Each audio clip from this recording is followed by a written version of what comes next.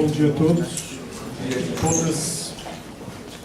Bom, iniciando o nosso Fórum Ciências Humanas e a Política Curricular Nacional em Debate, inicialmente convém começar pelos agradecimentos.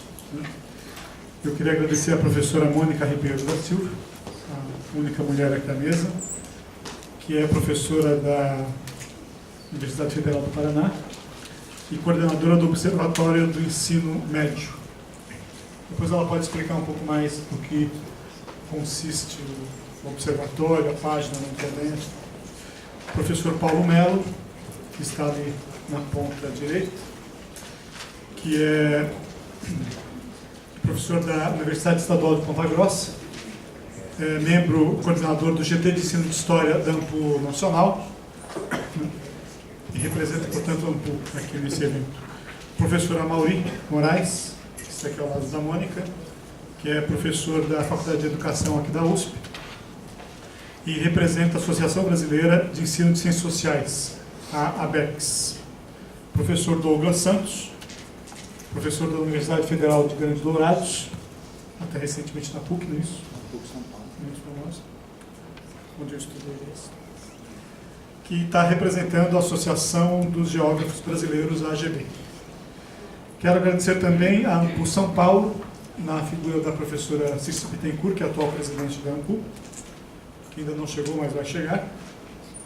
Teve um imprevisto aí pela manhã. Queria agradecer também os colegas do GT de Ensino, que são presentes aqui, vários. Particularmente a Fabiola, que ainda não chegou, que fez esse cartaz, né, para nós. E a Jéssica e o João, que estão aqui na secretaria do AMPU, que organizaram as inscrições e toda a logística aqui do evento. Cumpre também informar que esse debate ele é uma iniciativa, né, que faz parte de um processo desencadeado pelo GT de Ensino da AMPU Nacional, né, que previa, né, que os GTs de ensino de história dos vários estados fizessem essa discussão. Então, esse mesmo evento está acontecendo com características diferentes em diferentes estados do Brasil nesse mês de abril, né? E aqui em São Paulo, nós optamos por unir as entidades ABECS e AGB, né? Porque é um tema que nos diz respeito, né? As chamadas áreas de humanas, né? E também convidar o pessoal do Observatório do Ensino Médio, né? É um tema que não precisa dizer, está todo mundo acho que acompanhando no noticiário, de grande importância, né? Em função da eventual definição de um currículo único para o Brasil, um currículo unificado, né, para as diferentes disciplinas. Quem leu o jornal A Folha de São Paulo na segunda-feira, na entrevista do ministro da Educação, novo ministro, ao ser perguntado sobre a adoção dessa base curricular comum, o Renato Giannini disse: eu acredito que isso já está decidido. Cabe a gente implantar isso, fazendo uma exigência de patamar mínimo de conhecimento nas mais diversas áreas. Mas será preciso discutir até que nível deve ir a especificação. Então a questão é se, de fato, isso já está definido ou não, ou até que ponto iria essa definição, né? Também dispensa dizer, mas é sempre bom repetir, né, que essa definição pode ter consequências imprevisíveis, ou talvez até desastrosas, a meu ver, para as diferentes disciplinas, e por isso que estamos nos unindo, né? Não só para os cursos da educação básica, mas também para os próprios cursos de formação de professores, né, que podem ser transformados em licenciaturas de uma espécie de cursinho, né? Não é à toa que as editoras, sistemas de ensino, fundação e grupos privados de ensino têm tido uma forte atuação nessa definição, né? E eu vou parar de falar, que eu não sou palestrista, né, e passar a palavra então para a Mônica, né? Nós faremos duas falas, a professora Mônica e a Mauri, um pequeno intervalo para o café, tá certo? E queria também agradecer, e aí retornamos para as duas falas finais e debate, ok?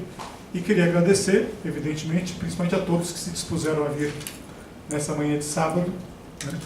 Que eu sei que não é fácil, depois da semana inteira. Tá ok? Então vamos começar com a professora Mônica. Obrigado. Bom dia. Bom dia. Bom, também vou agradecer, né? Primeiro, agradecer a organização, né? Agradecer ao GT de ensino, aqui da seccional da região Sudeste. E quero também parabenizar pela iniciativa. É algo, de fato, que a gente vem discutindo, não é de agora, mas especialmente a partir do ano passado, com a determinação do Plano Nacional de Educação a respeito de uma base nacional comum curricular. E aí, o que significa isso? Então, eu colocaria de início 3 grandes preocupações que, de fato, estão na ordem do dia de quem lida com a educação no nosso país. Uma delas é a da Base Nacional Comum. Se está definido ou não, eu vou colocar um pouco o cenário, como eu vejo esse cenário. Mas, de fato, essa é uma discussão que tem prazo para ser concluída, né? O PNE coloca 2 anos para que o Ministério da Educação não defina uma base nacional comum, mas protagonize um debate nacional que culminará com a definição de uma base nacional comum. E aí depois eu quero mostrar um pouquinho em que termos que o Plano Nacional de Educação, que é lei, portanto, não é alguma coisa que nós vamos ter o direito de dizer se vamos fazer ou não, né? Uma vez aprovada a lei, nós poderíamos ter dito antes, né? Nós somos contrários a uma base nacional comum para o currículo em todo o Brasil, considerando seu território, etc.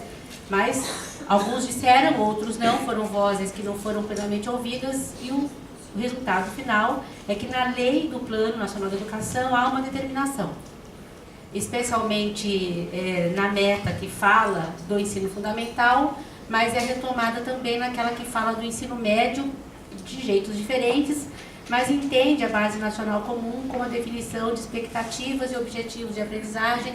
Depois vou retomar isso, mas só colocando que esse é um dos elementos para nosso debate e de urgência, né, com relação aos rumos da educação no Brasil. O outro é a reformulação das licenciaturas.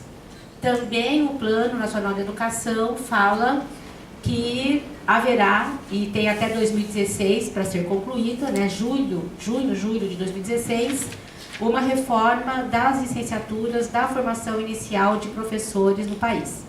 Sobre isso, eu não vou falar hoje, mas já mandei até para o e-mail do Antônio, tem uma notícia pelo menos, né, que é de que está disponível o texto base para o debate da reforma das licenciaturas. Eu imagino que a gente tem que se envolver com isso também. Ele é um texto hoje que foi elaborado pelo conselheiro, que é o colega de universidade Luiz Dourado, que é conselheiro, né, no CNE. Fez uma primeira audiência semana passada, se não estou enganada, em Recife, e deve seguir agora um conjunto de outras audiências. Mas, independentemente das audiências públicas, eu entendo que as entidades têm que se mobilizar, discutir o texto, procurar intervir naquilo, né, que consideram que é mais complicado. O texto está disponível na página do Conselho Nacional de Educação. Eu considero que ele tem que ir para as páginas das nossas entidades, né, Amped, Anfop, Ampufa, Andir, Ampop, etc., para que a gente envolva, inclusive, os estudantes e professores das universidades, né, nesse debate. Então, acho que esse é um segundo elemento. E o terceiro, que eu vou tentar falar um pouquinho hoje, até está na pauta aqui da nossa discussão, que é o projeto de lei de reforma do ensino médio, o PL 6840 de 2013. Aí quero trazer um pouco por que a partir desse projeto de lei nós criamos um movimento nacional em defesa do ensino médio, o qual eu tomo a liberdade de convidar a AMPU para compor o movimento. Hoje ele é um movimento que está composto pela Amped, que é a Associação Nacional de Pós-Graduação e Pesquisa em Educação, pela Anfop, a Associação Nacional de Formação de Professores, pelo Fórum DIR, pela Ação Educativa, pela Campanha Nacional pelo Direito à Educação, pela Sociedade Brasileira de Física, de Química. São em torno de umas 10 entidades. Nós temos uma página, depois eu vou dar o endereço direitinho. Sim. a informação. A ANBU lançou um manifesto Lançou o manifesto, perfeito. já em repúdio ao PL, assim que o PL foi aprovado, na verdade ainda estava em tramitação, então já em solidariedade, evidentemente, às demais entidades, nós Muito bem lançamos lembrado. o manifesto. Muito bem lembrado, tem o manifesto da ANPU, tem o manifesto da ANPED, tem o manifesto da Sociedade Brasileira de Física, tem vários manifestos e todos eles compõem esse movimento. Agora, quando eu faço o convite, de repente a gente coloca vocês também lá como signatários do movimento, porque ele não foi aprovado ainda e foi aprovado só na comissão especial, com muitas mudanças. Isso foi vitória nossa, as mudanças que aconteceram, né, vitórias do movimento.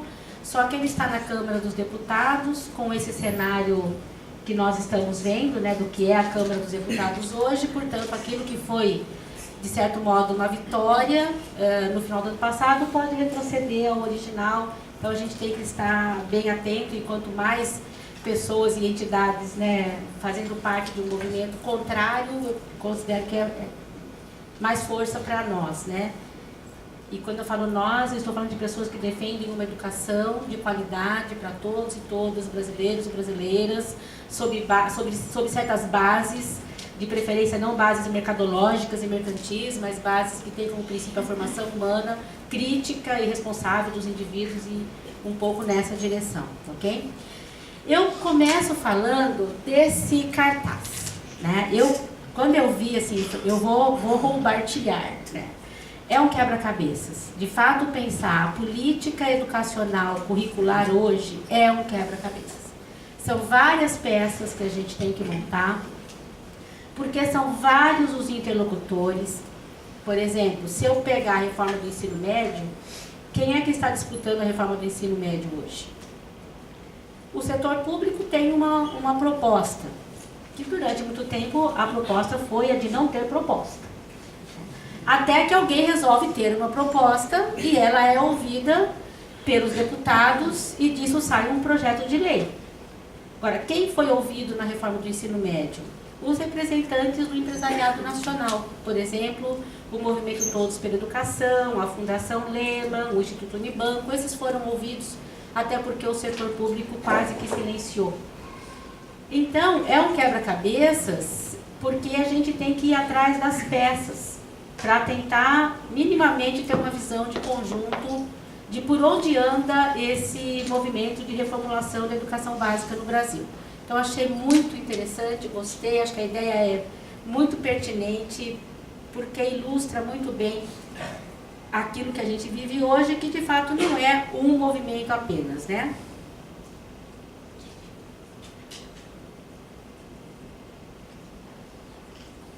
Acho que vai para o PDF.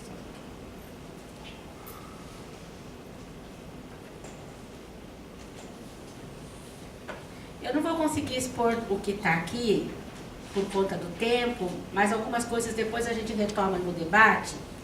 Mas eu queria só lembrar que a expressão base nacional comum, ou esse tipo de determinação de que tem que ter um currículo de abrangência nacional, não é algo novo. Nós temos já na história da educação brasileira vários momentos em que isso foi sendo posto como pauta, de se ter um currículo mínimo nacional. Então, ora chamado de currículo mínimo, ora chamado de base nacional comum. Isto é alguma coisa que vem, né, ao longo do tempo já sendo considerado.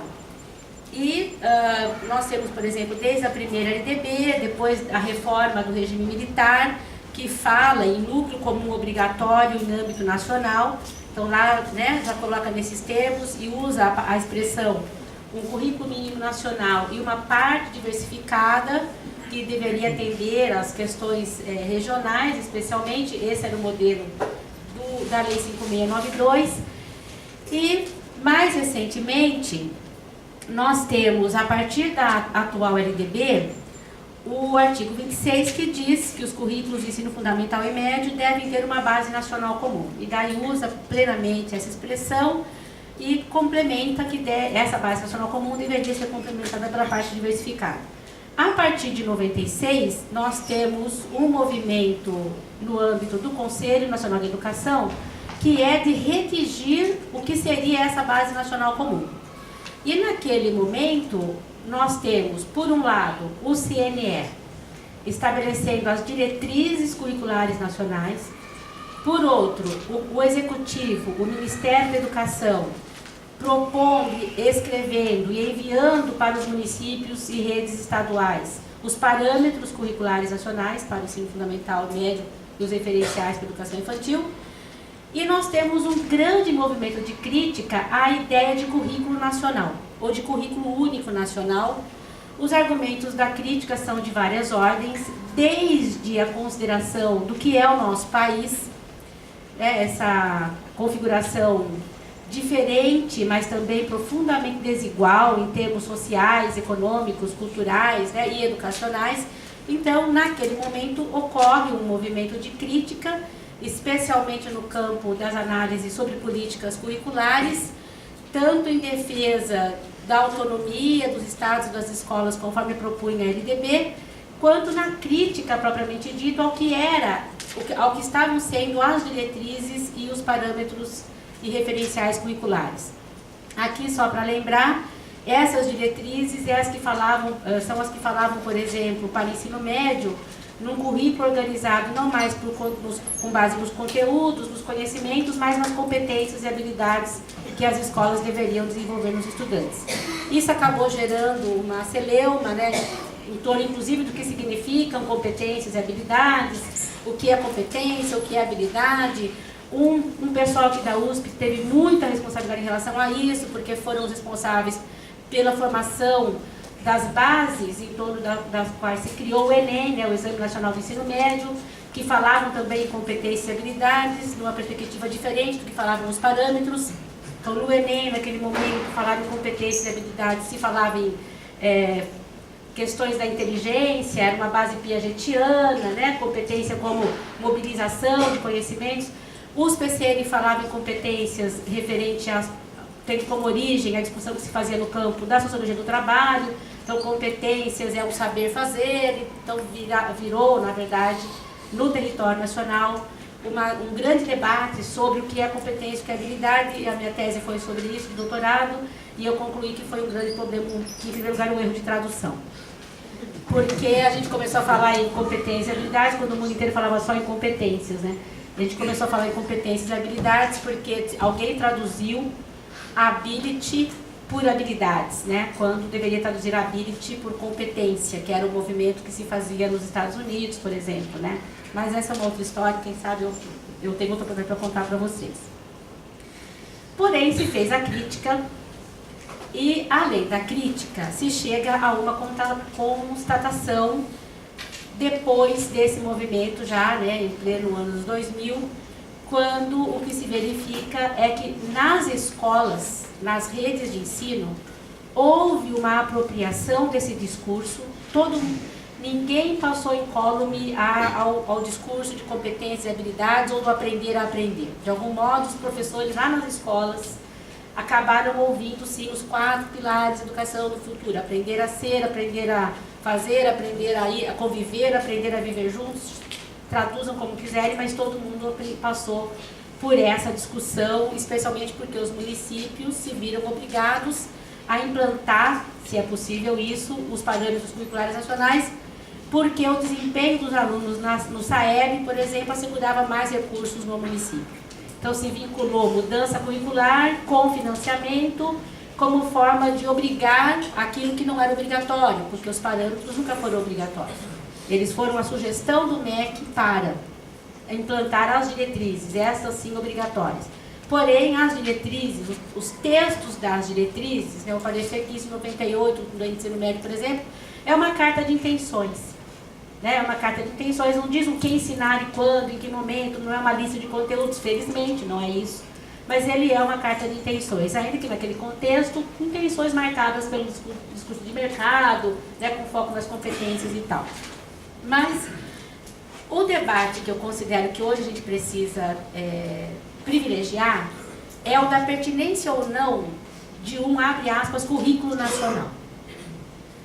Por quê? Porque, novamente, quando o ministro fala, e eu concordo com ele, né, está definido, num certo sentido está. Nós temos diretrizes curriculares nacionais novas, que podem ser consideradas base nacional comum, suficientemente propositivas, que dispensem um outro documento com uma lista de conteúdos. Nós também podemos ter essa compreensão. Se compreendemos assim, há uma base nacional comum definida pelo Conselho Nacional de Educação. Porém, muitos consideram que isso não é suficiente e que tem que ir algo mais dirigido para as escolas. Por isso é que, de fato, está na ordem do dia discutir qual é o nível de controle e de proposição, de definição mais fechada para se estabelecer um currículo nacional ou uma base nacional comum curricular. Penso que esse é o foco, em termos de base nacional comum, é o foco, um dos focos principais. Um elemento definidor da base nacional comum, ou desse nível de delimitação, com certeza são as avaliações nacionais. Então, a gente sabe, né, que as escolas, tanto públicas quanto privadas, muitas vezes têm como um definidor dos seus currículos o que cai no Enem, por exemplo. Né? Se é legítimo ou não, nós podemos até pôr em pauta. Né? Porque tão legítimo para uma escola pública é querer passar na USP. Né? Então, não vamos nem discutir se trata disso. Acho que o ponto de partida é: a escola não é o lugar que se presta somente para preparar para o vestibular. Ponto. Isso acho que é consenso, porque a gente entende o processo educativo como algo muito mais amplo e que a vida é muito mais do que se preparar durante 18 anos para uma prova. Então, acho que esse é um elemento de consenso. Agora, que há uma inversão, muitas vezes o que é ensinado com base, em primeiro lugar, se adestrar para as questões que caem nos vestibulares ou que caem hoje no Enem, né? Então, acho que esse é um dos grandes elementos para a gente pensar e é um dos grandes argumentos para aqueles que defendem um currículo mínimo nacional à semelhança de uma listagem de conteúdos que todos deveriam ter assegurado. E quem é que defende principalmente isso? As fundações empresariais defendem. A Fundação Lehman, por exemplo, que é uma fundação, nesses dias eu escrevi um texto curtinho dizendo: uma cervejaria vai dizer para os brasileiros o que eles devem ser. Né? Porque o Jorge Paulo Lehman, que é presidente da Fundação Lehman, é também o grande proprietário da Ambev, do Burger King e assim por diante. Estamos bem, né? Bêbados e gordos, né? Mas, enfim, a Fundação Lehman tem, inclusive, financiado, eu acho que isso é interessante para quem está à cata de um objeto de estudos aí, tem financiado a formação de intelectuais em universidades americanas, né? Justamente para formar um pensamento nessa lógica que a gente está chamando grosseiramente da lógica do empresariado nacional, mas que tem sim a ver com uma forma mercantil de pensar a educação e o ensino.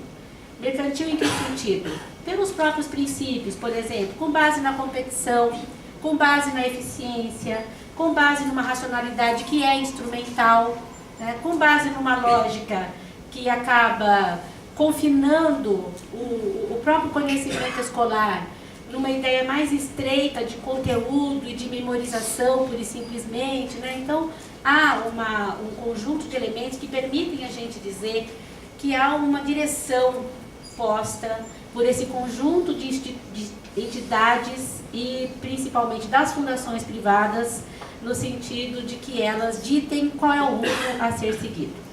De que entidades eu estou falando? Estou falando da Fundação Oi, do Instituto Unibanco, da Fundação Itaú Social, da Fundação Lehman, do Instituto Brodel, do ICE, que é o Instituto voltado mais para a gestão da escola. Nós temos um conjunto grande hoje no Brasil de entidades que, eu diria, elas não estão propriamente buscando um lugar ao sol, elas já têm. elas já têm.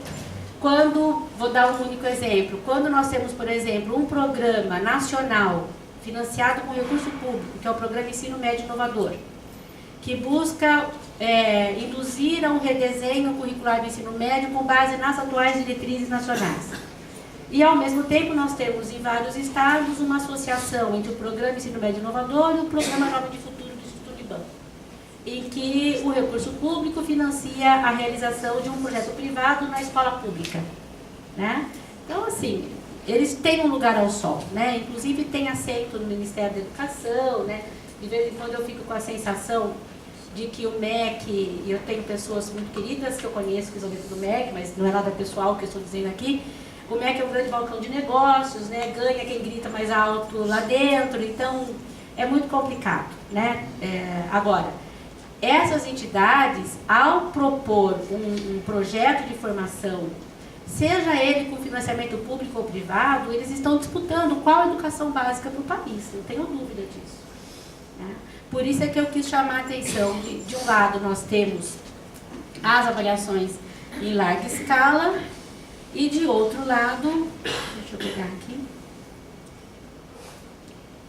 e de outro lado essas propostas, né, que estão o tempo todo disputando mesmo que rumos nós daremos para a educação no Brasil. Eu faria uma pergunta, né, em relação à discussão inicial aí da Base Nacional Comum. Citando o Brecht, tem uma frase que eu acho brilhante, que é: pergunte sempre a cada ideia a quem serve. Então, eu penso que a gente está para perguntar, pergunte a ideia de Base Nacional Comum a quem ela serve, primeiro. Antes de a gente dizer eu sou a favor ou contra, por isso e por aquilo. Então, eu começaria dizendo, ela serve para dar maior legitimidade às avaliações em larga escala.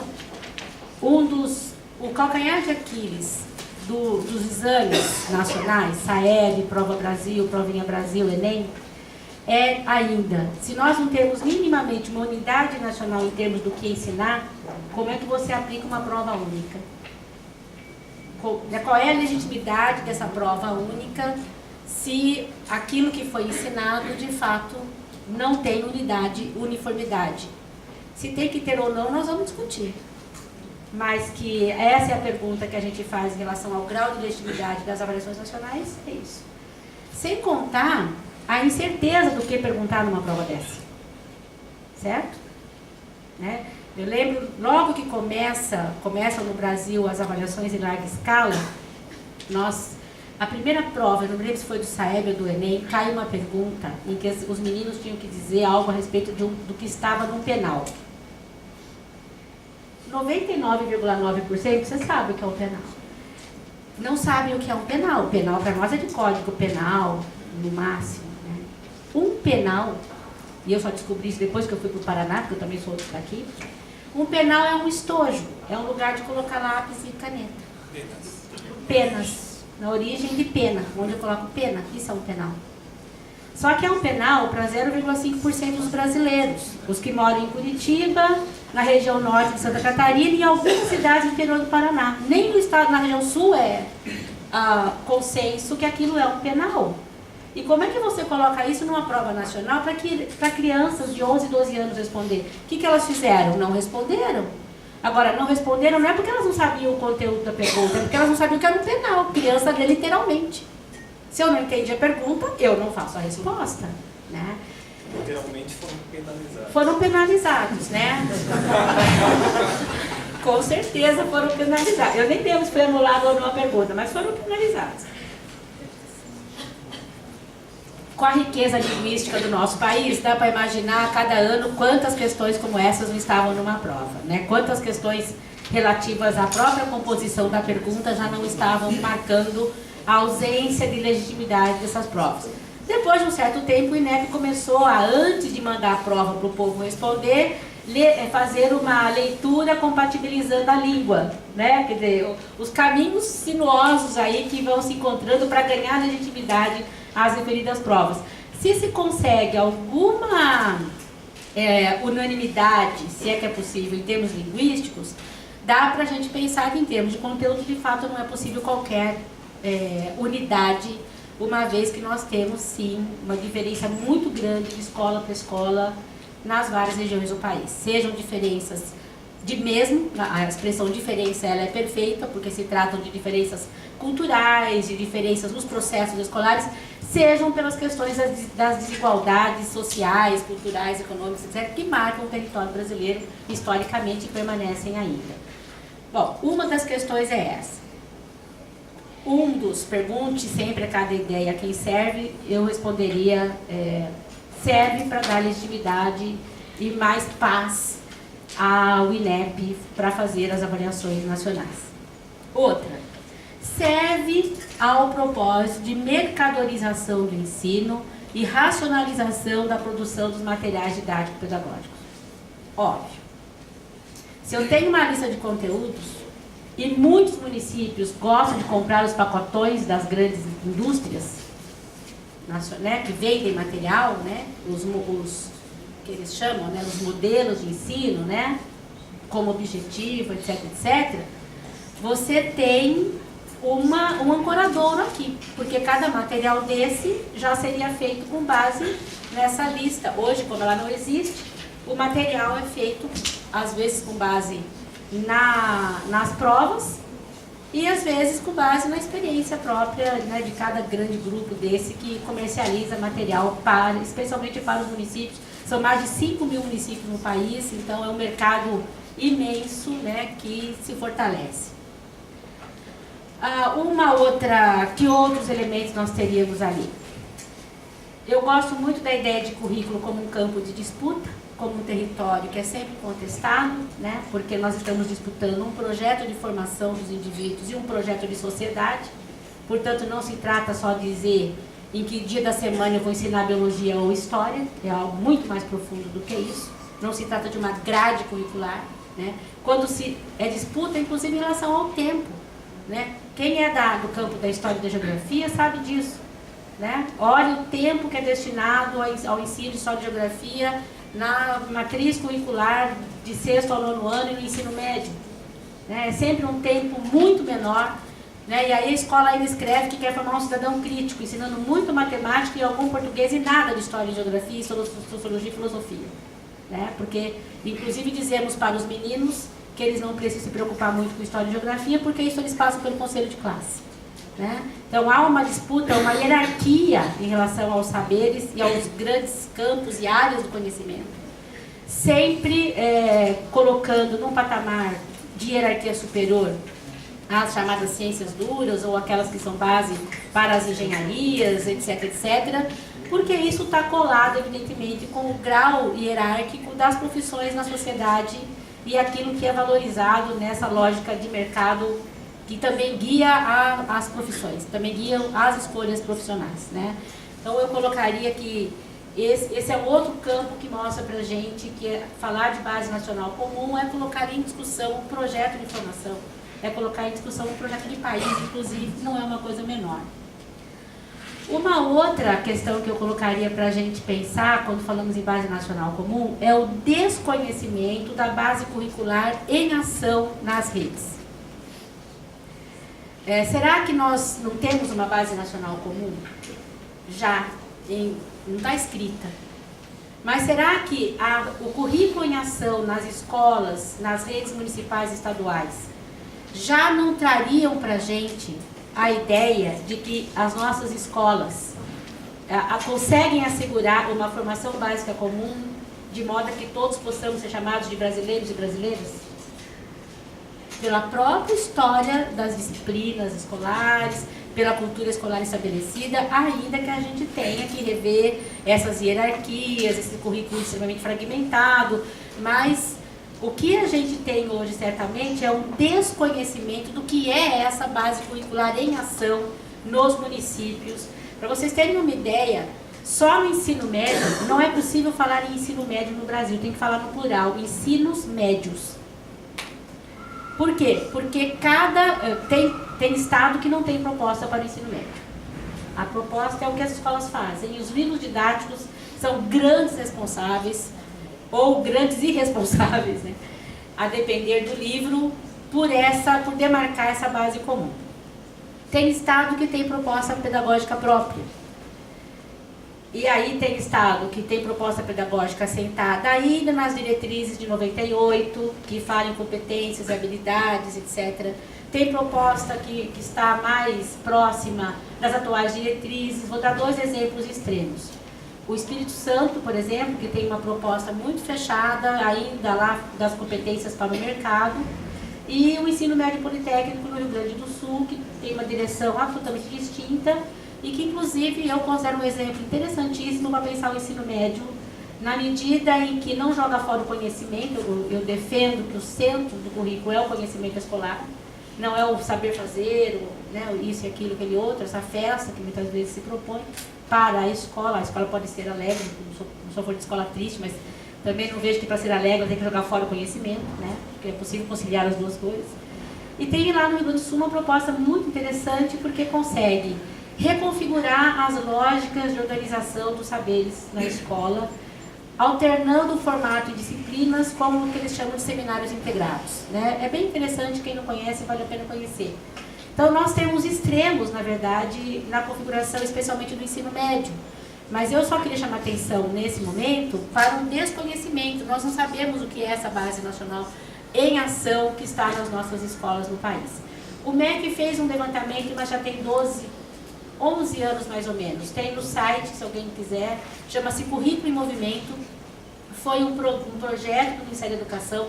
Quando o Lula assumiu, a equipe que estava na Secretaria de Educação Básica criou um projeto, uma proposta, um programa chamado Currículo em Movimento, e eles encomendaram várias pesquisas que acabaram indo chegando um pouco perto de 2 coisas. O que é esse currículo brasileiro que está em ação nas escolas e que municípios têm propostas curriculares próprias, não têm, em que direção que elas iam. Uma conclusão importante desse conjunto de análises é de que muito das diretrizes curriculares feitas em 98 e 99 sequer tinham sido implementadas. Os discursos lá do Aprender a Aprender estavam na ordem do dia, mas aquilo que as escolas faziam estava muito próximo do que se vem fazendo quase que eternamente, né? Deixa eu voltar aqui uma informação que eu pulei, mas eu quero retomar. Nós tivemos, então, em 98 especialmente, né, depois de 96, a LDB, o Conselho Nacional de Educação exarando algumas diretrizes curriculares, como essas, as competências, habilidades e tal. Quando chega em 2008,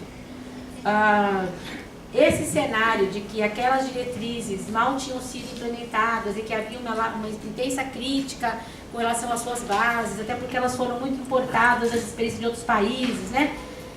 O CNS propõe, então, a atualizar as diretrizes curriculares nacionais. Inicia, então, um processo do que eles chamaram primeiro de atualização das diretrizes, que culminou, na verdade, não com uma atualização, mas com novas diretrizes, com base bem diferente daquelas que nós tínhamos anteriormente.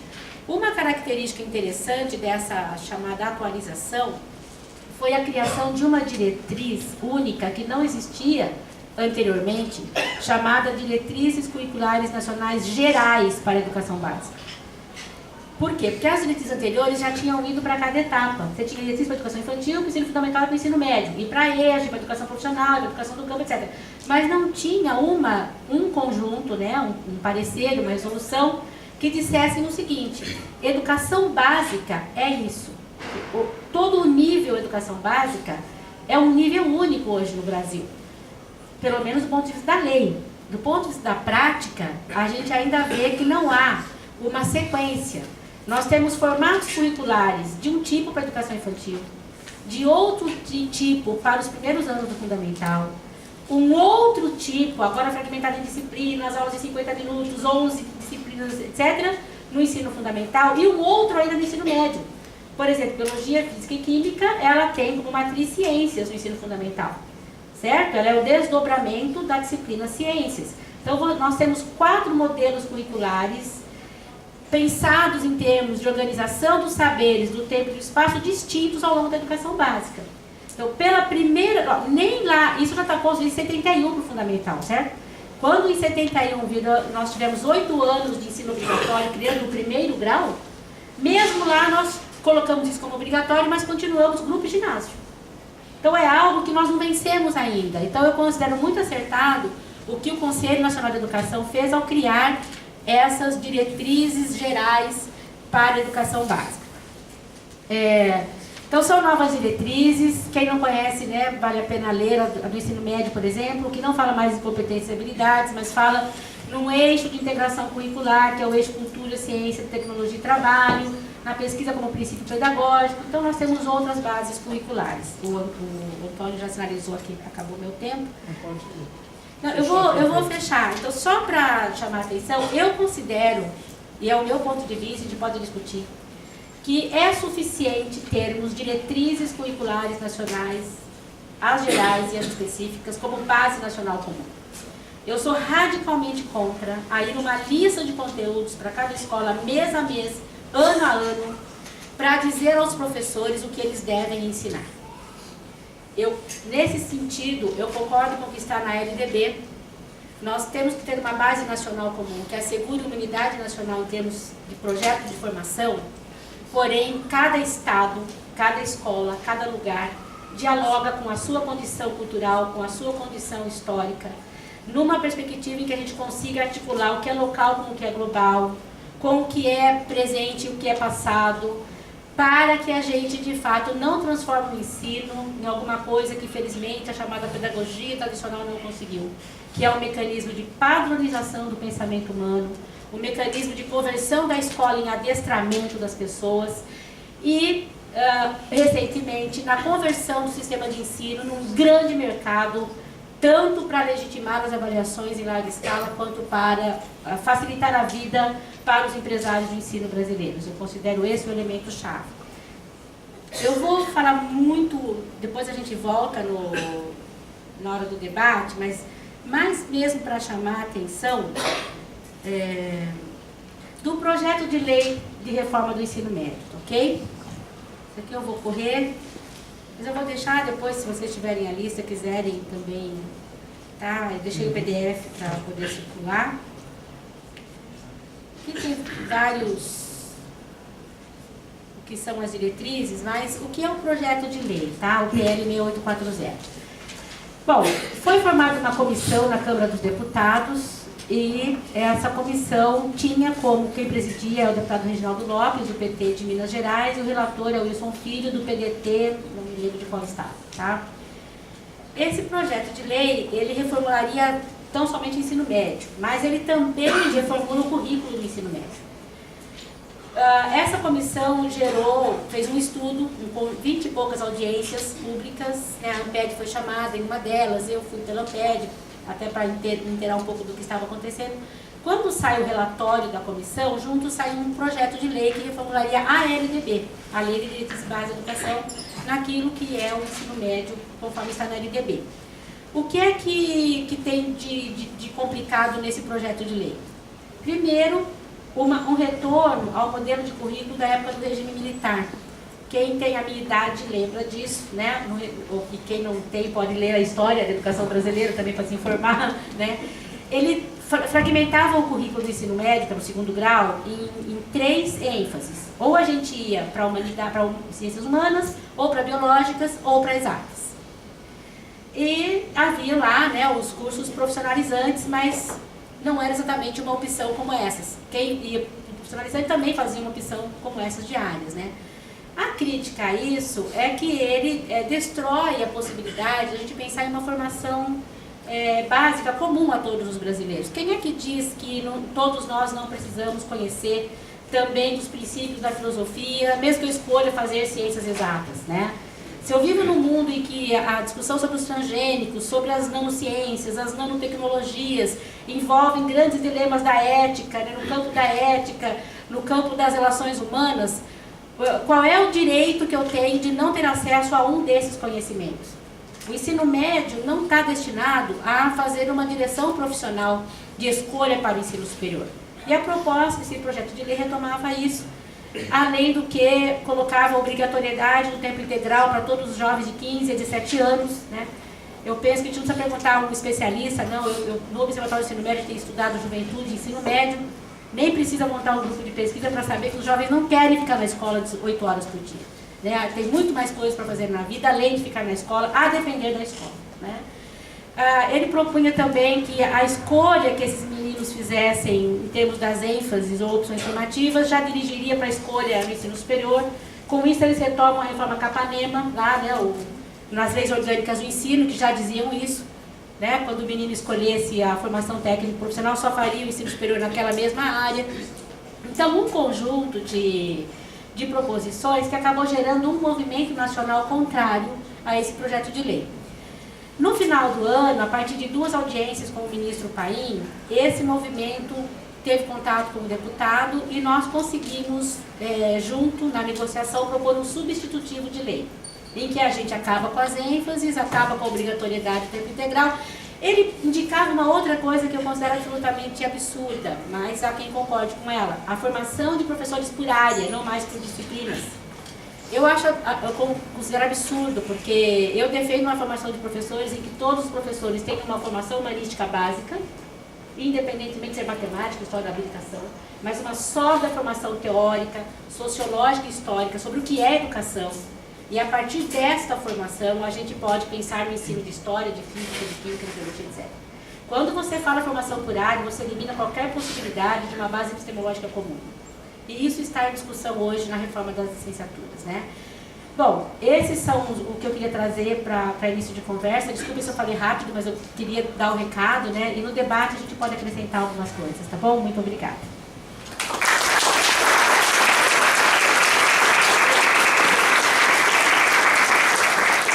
Obrigado, professora Mônica. Agora vamos ouvir a professora Mauri.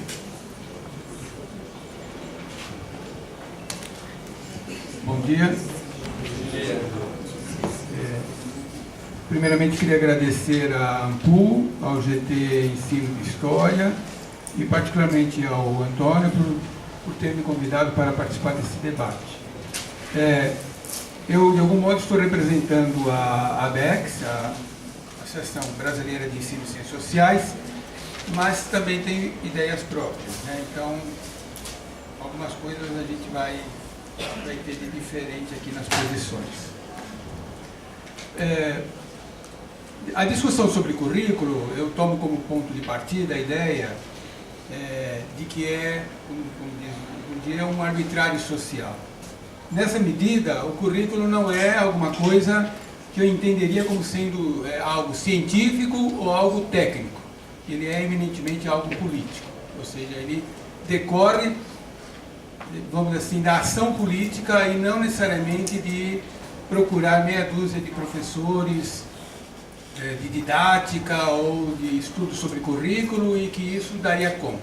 Ele é, nesse sentido, ele é algo histórico, algo político, algo que é produzido, inclusive, num debate como esses, de algum modo, de uma intervenção, né? Nesse sentido, a minha perspectiva sempre foi de que a gente deveria ter um acesso, ter uma intervenção forte das associações, dos professores, né, indivíduos ou coletivos, para que se formulasse esse currículo, se alterasse, tudo, mas decorrente dessa intervenção. E não simplesmente a partir de estudos ou coisa parecida, que eu tendo sempre a não acreditar. Sobretudo por ter participado, né, num certo momento, da elaboração das orientações curriculares. E aí a gente percebe que o que está ali, né, discutindo não é nada técnico, é realmente no grito, né, na intervenção e na tentativa de convencimento do outro ou, no fim das contas, né, na contabilidade das posições, né. Esse é o nosso problema.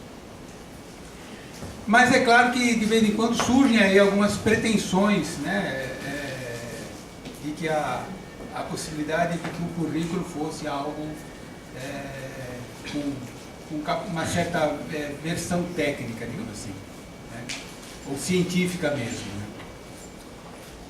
Para contrariar essa ideia, eu conto o caso, né, que nós vivemos em 2008, aqui no estado de São Paulo, quando a Secretaria de Educação resolveu tirar Sociologia do currículo. E aí acorreram tanto a Sociedade Brasileira de Sociologia, quanto o Sindicato dos Sociólogos e a Federação Nacional dos Sociólogos. Correram para a secretaria para discutir com a secretária a questão, né? E a resposta que a secretária deu naquele momento é de que haviam feito uma consulta para os estudantes e eles estavam insatisfeitos com a escola, né? E por outro lado havia essa ideia que há sempre, né, de que precisamos ter mais português e matemática. Então, por conta disso, deveríamos tirar alguma coisa do currículo para colocar mais português e matemática, para ver se de algum modo traríamos alguma satisfação desse público. Eu venho de uma faculdade de educação, né, e aí eu coloquei a questão para a secretária de se havia algum tipo de pesquisa a respeito, por exemplo, de que se mais português e matemática produziriam tanto a satisfação quanto a melhoria do nível de ensino e assim por diante. Eu sei que não existe nenhum estudo desse tipo. Nunca se fez uma escola em que tivesse português e matemática, e outra que não tivesse, fizesse algum tipo de comparação dos grupos e tivesse chegado a essa conclusão. Não existe esse tipo de estudo no Brasil. Ao contrário, é isso que eu digo para a secretária nesse momento, né? A hipótese que eu tenho é ao contrário, né? Os sistemas de avaliação nacional, estadual, das universidades e por diante, provam o contrário, que a predominância de português e matemática no currículo não tem produzido, né, essa melhoria, nem a satisfação assim por diante. Além disso, a ideia de insatisfação é uma ideia de negatividade. E a gente sabe, de boa lógica, que a negação não é determinação, ou seja, da negação não se tira nada, né? Na lógica a gente tem essa ideia, né, de que negar não é afirmar nada, ao contrário, é indeterminar. Então, não havia pesquisa, então não havia ciência nessa questão de manipulação do currículo. Nós pressionamos a secretária e tudo mais e, por fim, em 2009, voltou a sociologia ao currículo e é o que está aí. Bom, a outra questão que aparece é essa sobre o modelo de educação, de ensino médio que nós temos, que parece fracassado, tanto no discurso da secretária, dos alunos e assim por diante. É algo geral, que até os próprios sistemas de avaliação de algum modo comprovam. Há um fracasso nisso, há um fracasso nesse modelo. Na verdade, não é um modelo no sentido previamente pensado, é um modelo no sentido a posteriori, ou seja, é uma história e que se foi elaborando um currículo, né? Se nós lembrarmos bem, no século XIX, o que nós tínhamos basicamente era um ensino primário e um ensino superior, que isso é interessante no Brasil. Nós temos ensino superior e ensino primário, não temos o secundário. O secundário vai se formando, principalmente a partir daquilo que se chamou de preparatórios. Toda faculdade tinha um preparatório para esse jovem que fez um primário, alguma formação inicial, tinha que fazer o preparatório para entrar no nível superior. A própria Faculdade de Direito aqui, que é uma das primeiras que existe, tinha um curso preparatório, né? Com o tempo, esse curso preparatório se transformou no secundário. Então, há uma história aí, que é uma história meio casual, meio de construção do dia a dia, e não necessariamente alguma coisa previamente pensada. O ensino médio, inclusive, mantém esse nome de médio, que é algo que lhe dá uma certa desidentificação. É médio. Tal como se fala até hoje em Idade Média, né? Algo que ficava entre a Idade Clássica e a Idade Moderna. É a Idade Média, se deu esse nome a posteriori, inclusive, né? Não na época, não, né? Ninguém na Idade Média, vocês sabem, estamos vivendo na Idade Média. Então há essa indefinição do currículo, essa indefinição extremamente complicada, mas que sempre houve nessa ideia, essa perspectiva de preparatório. Talvez isso seja o dado mais forte que nós temos, é o preparatório para o ensino superior.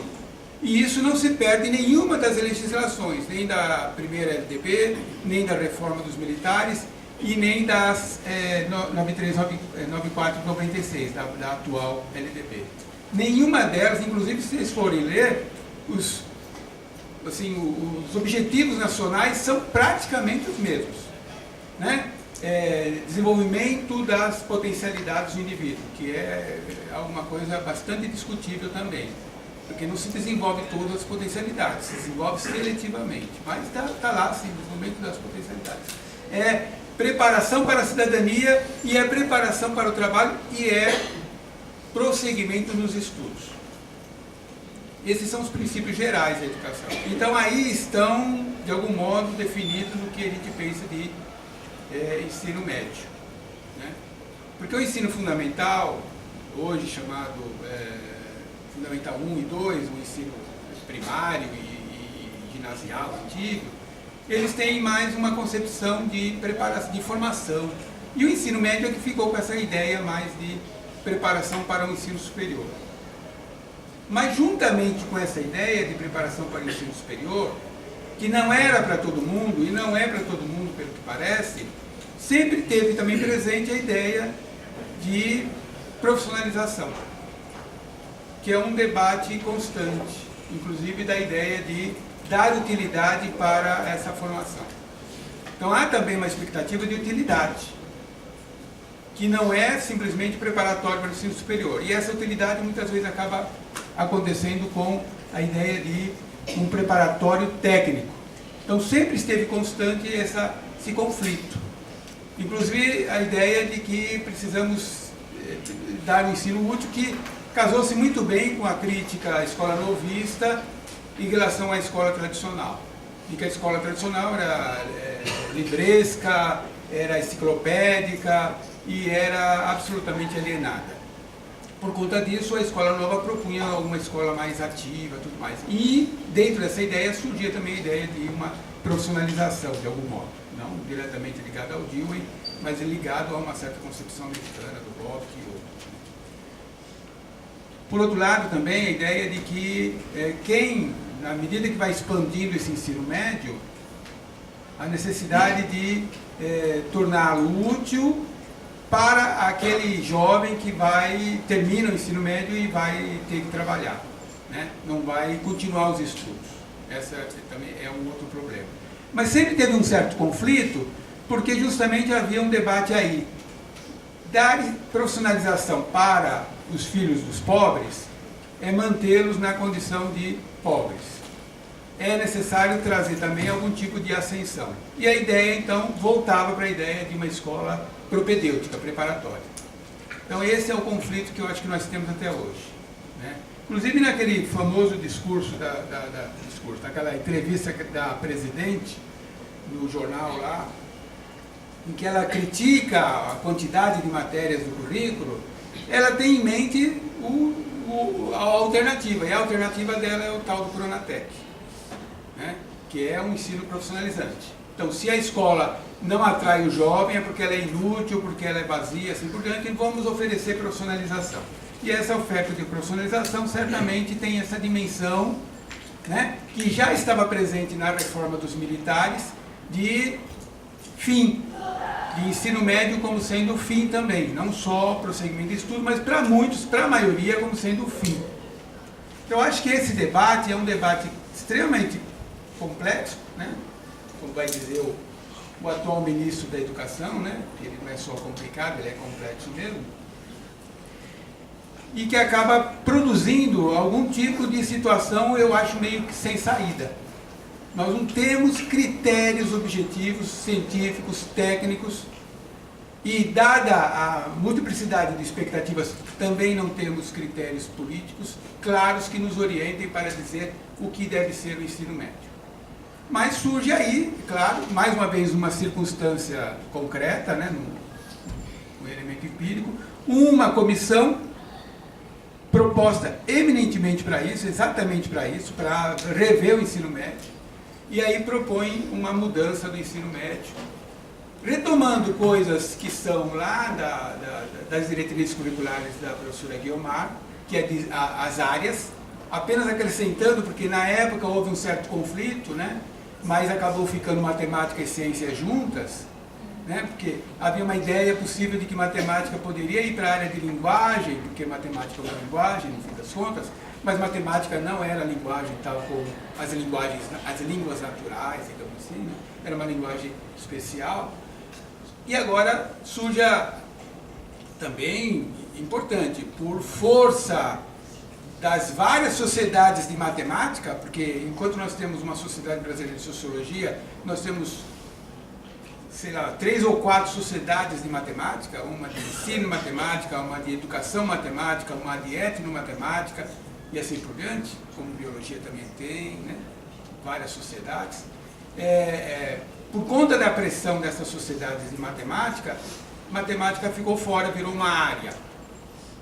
Então é interessante que nós temos um certo conflito de definição de disciplinas, né? Se disciplinas devem continuar ou não, devem ser mergulhadas numa geleia chamada área, mas nós temos clareza de que a matemática deve existir independente, inclusive como área, não só é uma disciplina, como é inclusive uma área. Observem que a coisa é mais conflituosa.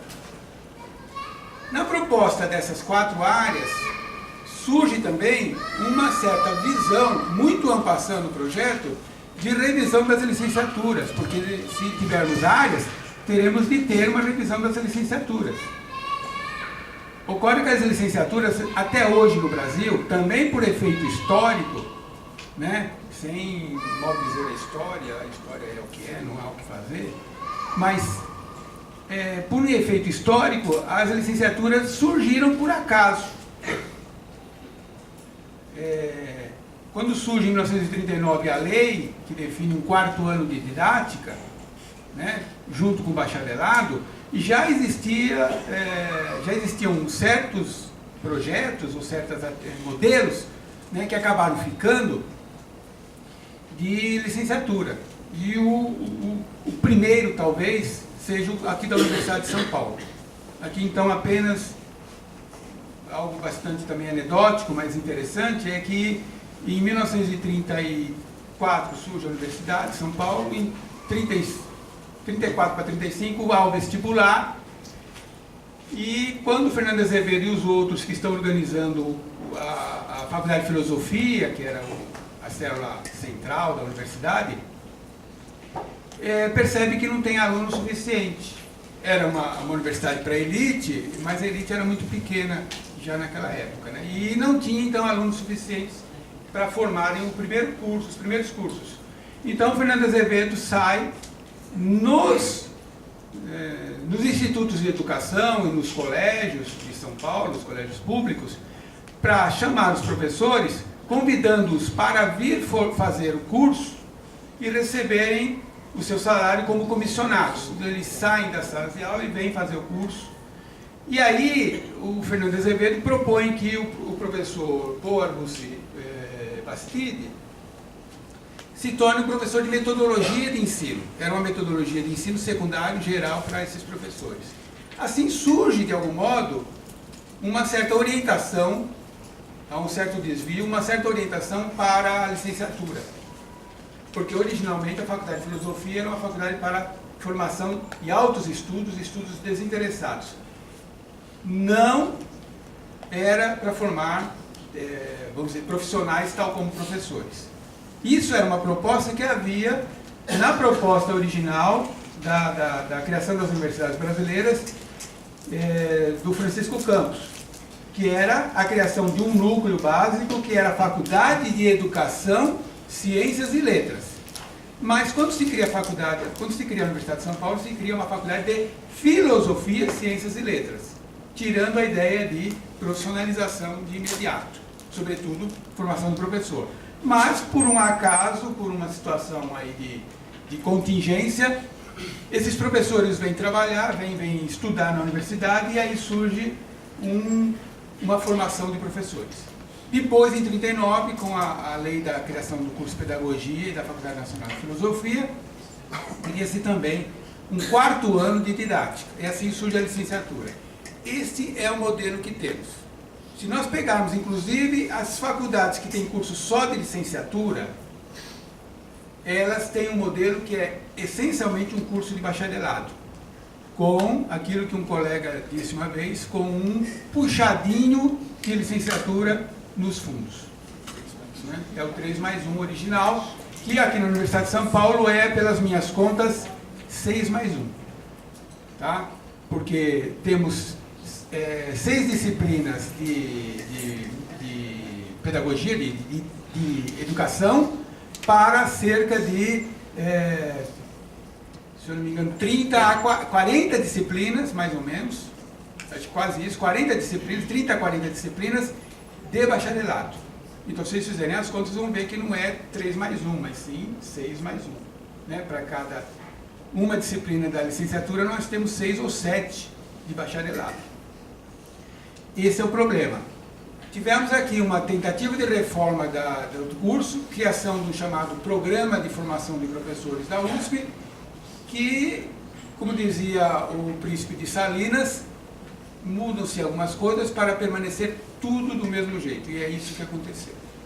Mudou-se para permanecer tudo como está. É isso que é aqui. Então, essa reforma da licenciatura, que já foi tentada, inclusive, em 2001, né, ainda no governo Fernando Henrique Cardoso, não surtiu efeito e não tem, eu não vejo grande possibilidade, porque os cursos de bacharelado são paquidérmicos nessa proposta de aceitar mudanças. A Universidade de São Paulo, particularmente, é um dos maiores paquidérmicos que nós temos no caso. No entanto, existe essa ideia de mudança da licenciatura, que eu, assim, até por uma esperança de que algo novo possa surgir, até gostaria de ver acontecer. Claro que não com o sacrifício do ensino médio, que já não anda bem das pernas. Bom, apenas para concluir, né, eu acho que a professora já falou bastante a respeito dessas questões, eu acho que depois valeria a pena a gente discutir mais profundamente, né. Nós temos essa situação de um certo conflito entre disciplinas e áreas, né? Há uma discussão moderna ou pós-moderna, sabe-se lá o quê, de que não deveria continuar existindo disciplinas, mas sim áreas. Sobretudo, assim, alimentada por essa ficção chamada interdisciplinaridade, que até hoje eu não consegui ver o que diabo é isso. Leio e não consigo, porque o que eu vejo é situações constrangedoras de, na verdade, no melhor dos casos,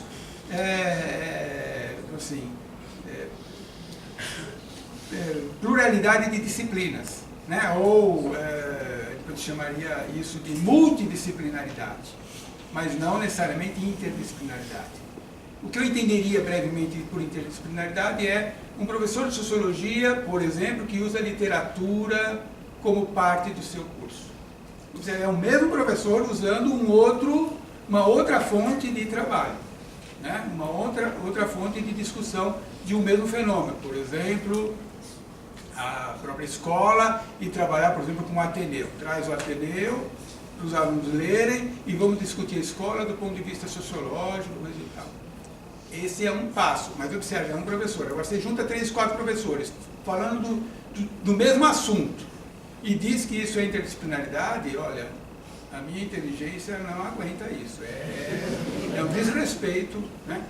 Mas existe essa ideia, né? Agora falaram, por exemplo, do exemplo da Finlândia, que a Finlândia aboliu. Acabaram as disciplinas, agora é professor que dá economia, dando matemática, dando física, dando... Vocês imaginem, se nós não conseguirmos formar um bom professor por conta disso que eu falei antes, né, de um bacharelismo exagerado contra, né, a ideia de formação de professor, nós não temos curso de formação de professores no Brasil, não existe isso. Até o curso de magistério, que era a única coisa que existia, né, a escola normal que existia, acabaram transformando isso numa necessidade de ter curso de pedagogia. E quem conhece os cursos de pedagogia do Brasil sabe muito bem que isso, então, é a pior coisa que existe, né? Então, mas aí vem essa ideia de que na Finlândia nós temos isso, e a Finlândia, né? Eu acho que o que eu tenho a impressão é que a Finlândia está querendo estragar o curso deles, né? E não melhorar. Mas essa é a questão. Eu acho que esse é um problema que nós temos muito sério para resolver, né? Para discutir entre nós, que é a presença ou não de disciplinas. É interessante que essa retomada nas diretrizes do MEC é uma retomada de algum processo que havia no início do governo Lula, que era a ideia de cultura, trabalho, cidadania como sendo os eixos básicos da educação, rompendo um pouco com a ideia de competência e habilidade que vinha do governo anterior. Mas, num certo momento, o próprio governo, meio temeroso de ser tomado como revolucionário, lembram bem do começo do governo Lula, né? Havia todos os meios possíveis, houve um retrocesso e aí manteve. Aqui para nós, a única orientação curricular, o único documento que não fala em competência e habilidade é o de sociologia, porque eu nunca acreditei nisso. E eu, como era o redator da proposta, eu não coloquei. Vocês podem procurar, coloquem lá, localizar a palavra competência, vocês vão encontrar. Eu sempre fiquei curiosa. Eu nunca acreditei, porque eu perguntei com um professor aqui de psicologia, já falecido, psicometria, mais do que psicologia, psicometria, o que era competência. E ele me falou das várias possibilidades de interpretação dessa palavra, essa ideia.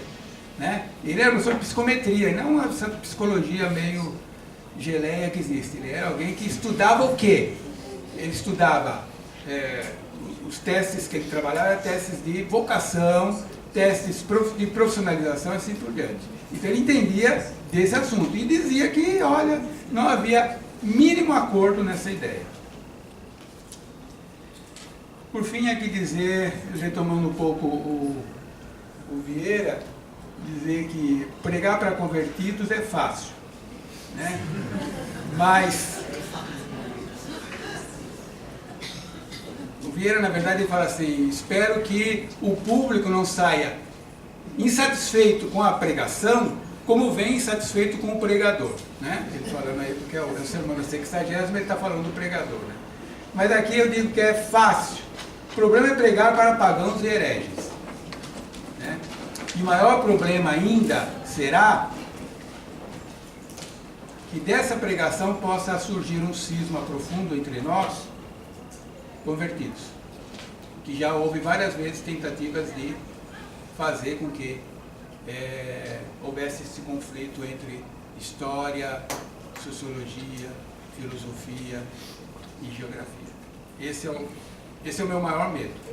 Enquanto a gente estiver brigando com os pagãos e hereges, tudo bem. Pior quando nós começarmos a brigar mesmo profundamente com a gente mesmo, nós conosco mesmos, né? Obrigado.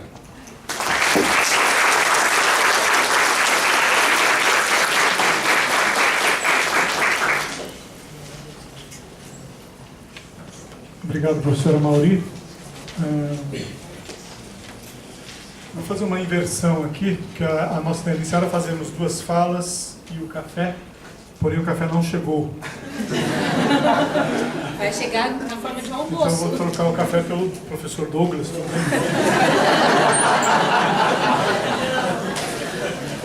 E enquanto isso, a gente tem um tempo para...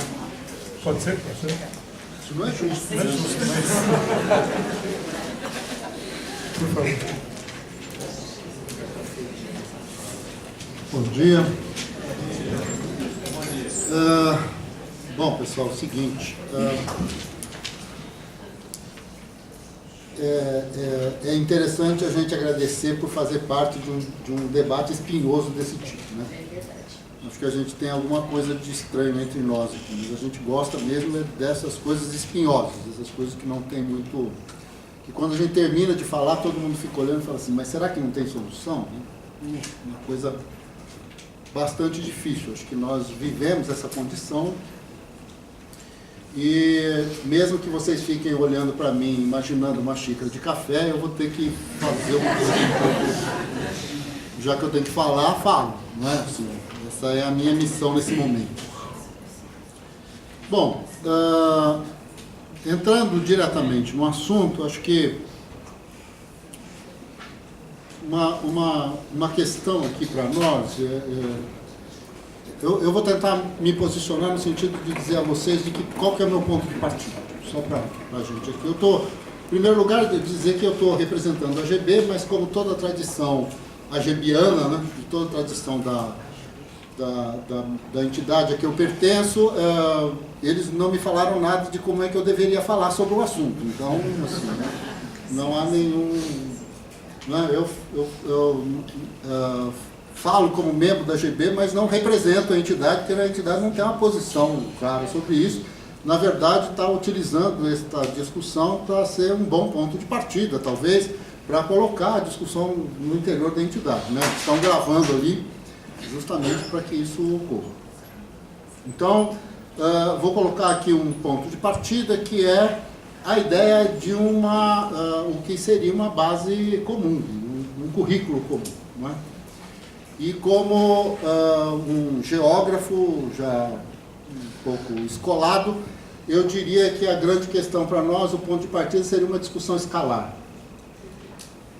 A ideia de que, em que medida cada uma das nossas escolas, em cada uma das esquinas do mundo, elas se vinculam ou não se vinculam. E, nesse sentido, então, a presença da instituição escolar como uma instituição de caráter planetário. A ideia, portanto, de uma instituição que tem um caráter civilizatório. Ela traz consigo a ideia de formar uma civilização. E que vai mediar, então, a relação com indianos, com todas as populações africanas, com todas as populações europeias, asiáticas, americanas. Falta populações na Antártica, mas quando tiver, certamente teremos escolas por lá. Milhões e milhões e milhões de pessoas levantam e acordam e se deslocam, e milhões de crianças, e pais, e professores, e estados, e governos, e se mobilizam cotidianamente em relação a essa instituição. E a existência da instituição já nos coloca, a existência planetária da instituição, já nos coloca que, de alguma maneira, existe uma base planetária curricular, digamos. Nesse sentido, então, a grande questão é saber se isso, em que medida isso faz sentido. Afinal de contas, ensina-se português aqui, mas ensina-se outras línguas em outros povos. E eu vou me ver obrigado aqui a usar de exemplos, porque, no final das contas, nesses últimos 10 anos, eu tenho trabalhado em Moçambique, na Universidade Pedagógica de Moçambique, que é uma universidade exclusivamente de formação de professores, ou pelo menos era até alguns anos atrás, agora isso está um pouco se dissolvendo, mas que me permitiu, então, nesses 10 anos, ter um approach, digamos, uma aproximação de relações envolvendo a escola e a formação, que não necessariamente envolve a ideia da língua materna como uma disciplina, não é? Moçambique tem 80 línguas diferentes, não são dialetos, são línguas, 22 delas absolutamente importantes, e a língua da escola é portuguesa, que não é a língua de nenhum deles. Não é? 95% das crianças entram na escola sem nunca ter ouvido falar uma palavra em português. Então, assim, essas questões, elas, vamos dizer assim, envolvem efetivamente qual é o papel da escola. Os livros de geografia foram os livros construídos pelos portugueses na época da colonização. Então, assim, acho que a gente precisaria ter um ponto de partida, e o que, afinal de contas, faz um currículo nacional, uma base nacional comum. Do que nós estamos falando quando falamos sobre isso? Qual é o papel político disso? Porque, de qualquer maneira, claro, nós podemos imaginar que uma determinada base nacional comum vai nos ajudar mais a formar pessoas mais disponíveis ao mercado de trabalho, a construir de forma mais sofisticada essa mercadoria chamada força de trabalho, digamos assim.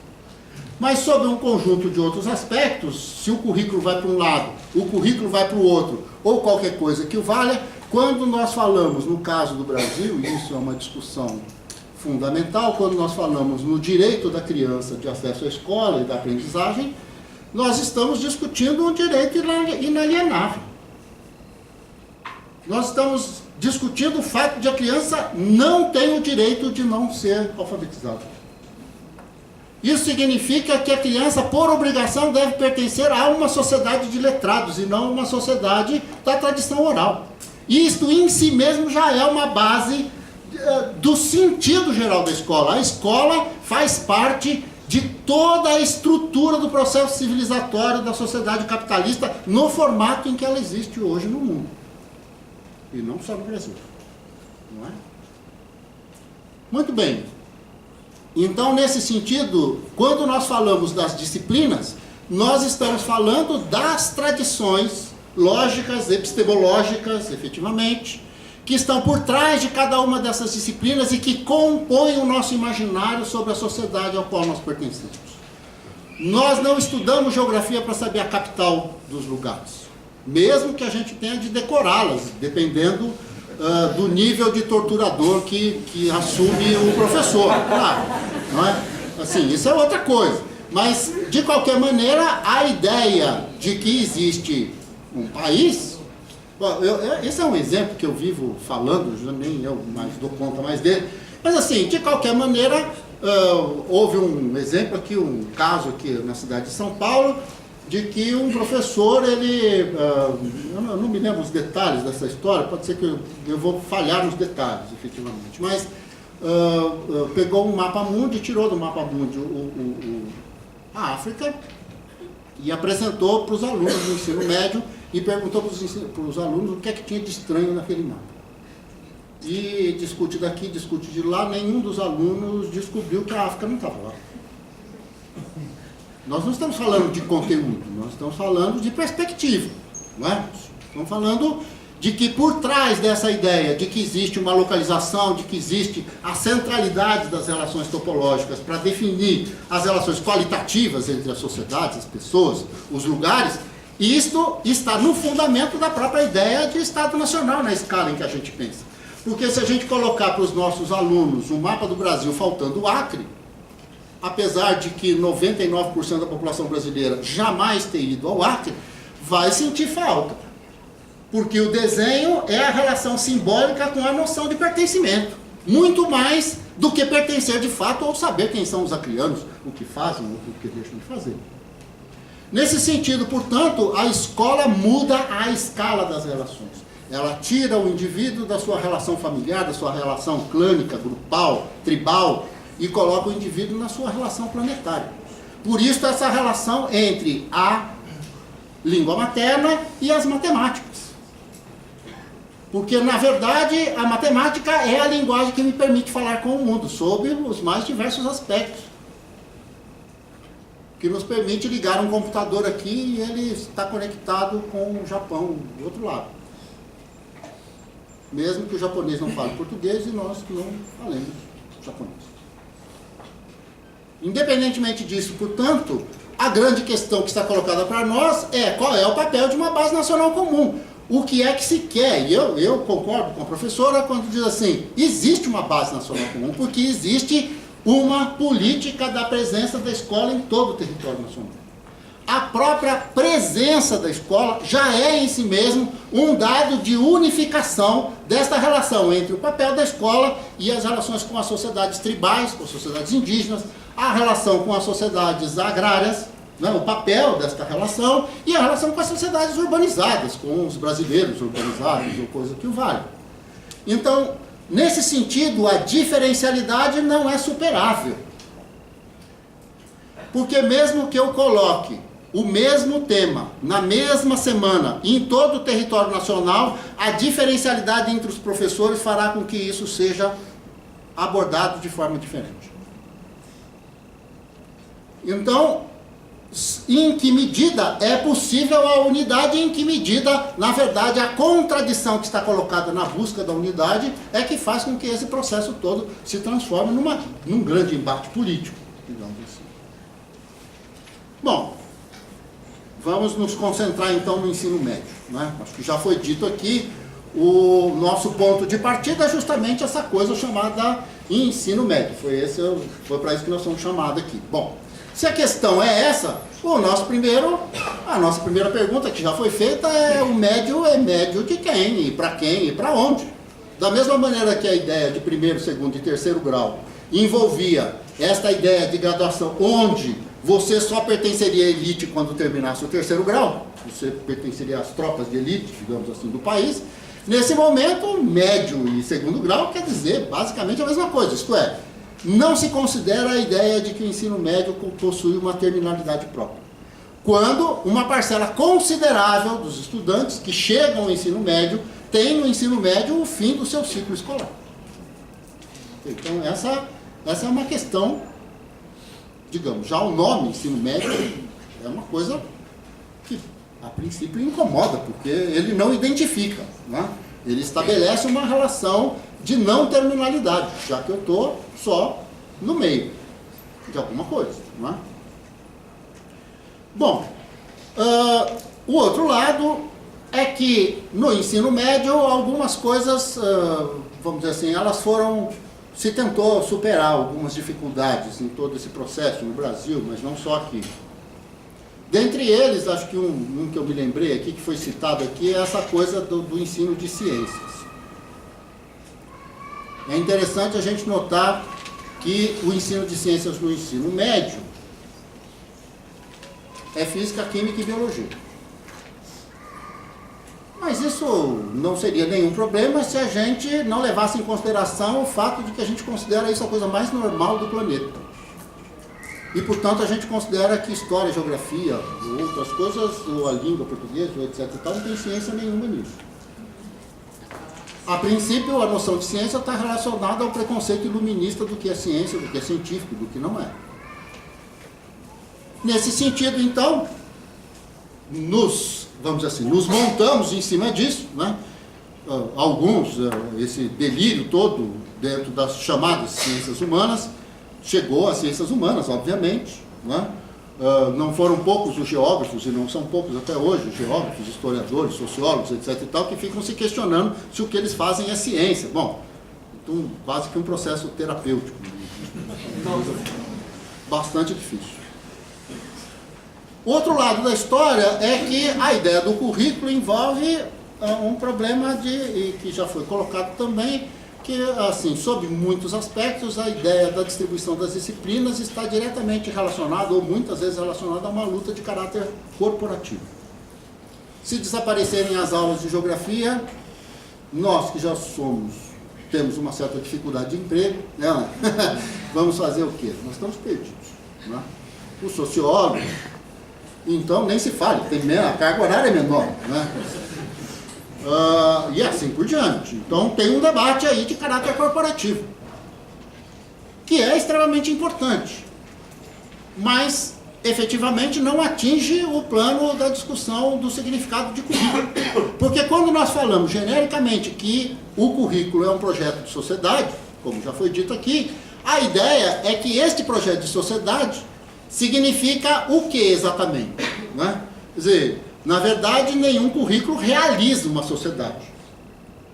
Uma parte considerável do currículo, ele estabelece uma relação com a sociedade que está subentendida. Não necessariamente quem propõe currículo tem claro de que sociedade ele está falando em nome do que ele fala efetivamente. São embates ideológicos que estão colocados em todos os planos.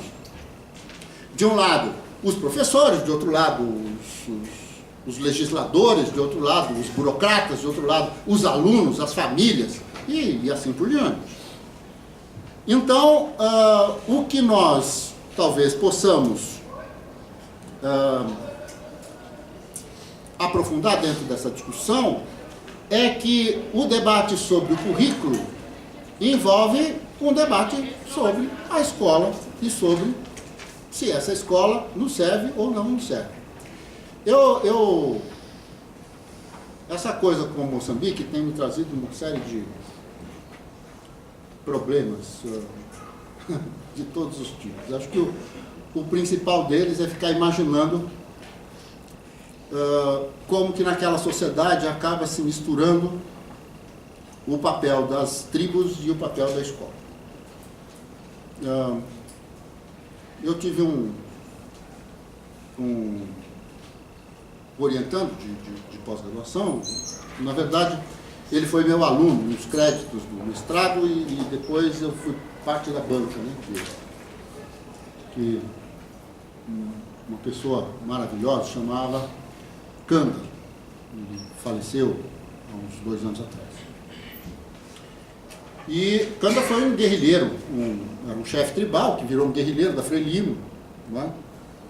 Quando Samora Machel assumiu o poder depois da Revolução, havia uma ordem geral de terminar com as relações tribais. A ideia era urbanizar o mais rápido possível para que o Estado pudesse ter um papel mais importante, inclusive com relação à saúde, educação, blá, blá, blá, blá. E com o transcorrer dos anos ficou muito claro que essas relações tribais não eram extermináveis, digamos assim. Com o fim da União Soviética, e a Frelimo continua no poder, mas de qualquer maneira, dentro do jargão atual, virou um partido neoliberal. Eu não sei o que significa neoliberal, mas de qualquer maneira é isso. De qualquer forma, está colocada a questão de que o Estado passa a negociar com as tribos. E os ritos de passagem, então, começam a ser feitos no período de férias. Eles duravam 6 meses, passam a durar 3, nas férias de verão. Então, as crianças saem, a tese dele foi sobre isso, a dissertação. As crianças saem, ficam 3 meses fora, lá pela idade dos seus 11, 12, 13 anos, aproximadamente, 14 anos, e vão viver, então, o rito de passagem. Vão passar fome, vão passar frio, vão caçar, vão passar tudo aquilo que a princípio a vida adulta envolveria, os aprendizados básicos para ser adulto. E saem de lá com outro nome, porque o nome de criança é o nome de criança, o nome de adulto é o nome de adulto, e aí voltam para a escola. Terminou as férias de verão, eles voltam para a escola. Chega na escola, o registro da escola é o nome, que está lá atrás. Então os professores começam a fazer chamada e eles não respondem, porque eles não querem voltar a ser criança. E aí eles começam a ser reprimidos pela instituição Estado, porque o Estado não reconhece o nome. Bom, como é que esta mediação, isto é, essas relações do fundamento cultural de um povo, ou de tantos povos como que existe lá, como que existe no continente africano, como é que tudo isso se transforma em relação ao Brasil na quase impessoalidade do currículo? Essa eu acho que talvez seja a nossa discussão. Porque por trás da nossa ideia de português, porque por trás da nossa ideia de matemática, por trás da nossa ideia de geografia, etc. e tal, o que está é um grande processo civilizatório. Porque a nossa geografia não é uma geografia. Quando nós entramos na faculdade, a gente já começa a falar do Vidal de Lablache ou qualquer coisa. Quem é Vidal de Lablache, além de ser um francês no final do século XIX, no século XX? Ué, por que ele? Porque o nosso pensamento se baseia no fundamento europeu de pensar. E por que no pensamento europeu? Porque o pensamento europeu foi o que organizou 2 fundamentos da nossa relação. Aquele absolutamente genérico, que é constituir a sociedade capitalista, e o outro de fundamento específico, que é a relação política no formato do Estado Nacional, que eu diria desconhecer qualquer Estado Nacional que tenha uma nação só. Não? Só no Brasil nós temos 120 tribos indígenas, nações diferentes. 300, então já chegamos a esse ponto. Okay. Nesse sentido, então, do que falamos quando falamos dessas coisas, não é? Alguns grupos vão trabalhar com etnomatemática, etnofísica, etnobiologia. Na África tem vários, não é? Mas, assim, a ideia, no final das contas, é trabalhar com a etnomatemática no sentido de aproximar ou de chamar de matemática uma razão que está colocada num outro fundamento, que não é a matemática, nem a biologia, nem nada. É uma aproximação entre o nosso discurso e o discurso do outro, no sentido de fazer, então, com que o discurso do outro se aproprie do nosso discurso. Porque uma coisa é a tradição oral, outra coisa é a tradição escrita, uma coisa é uma coisa, outra coisa são outras coisas. A memória dos povos tem sentido absolutamente diferente, e a escola está aí para isso. A princípio, nós diríamos que a escola brasileira tem por objetivo construir o Brasil, enquanto uma brasilidade.